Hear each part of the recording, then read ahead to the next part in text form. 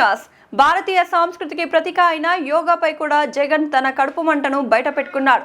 ప్రధానమంత్రి నరేంద్ర మోదీ ఆంధ్రప్రదేశ్ను యోగాంధ్రప్రదేశ్గా మార్చాలని సంకల్పించి యోగా డేను ఇక్కడ నిర్వహించే అవకాశం ఇస్తే దానిపై కూడా విషయం చెబుతున్నాడు.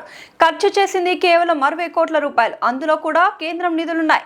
జగన్ మాత్రం 300 కోట్లు అని ఫేక్ ప్రచారం చేస్తున్నాడు. నువ్వు నీ కుటుంబం ఉండటానికి ఋషికొండని బోడికొండ చేసి ప్యాలెస్ కట్టుకున్నావు. 3 బ్లాక్లేమో నీ కుటుంబం కోసం, మిగతా కార్యాలయం కోసం.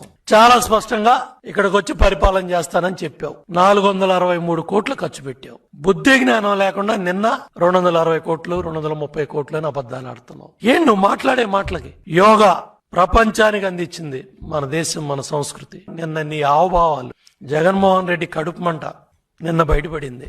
కేంద్ర ప్రభుత్వం ఇచ్చిన మ్యాట్లు, పంపించిన మ్యాట్లు, ఖర్చు పెట్టింది 60 కోట్లు, ఇంకా రావాల్సిన డబ్బులు కూడా ఉన్నాయి.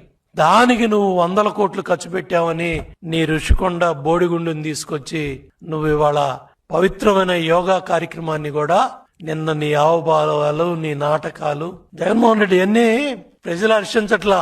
పద్ధతి మార్చుకో.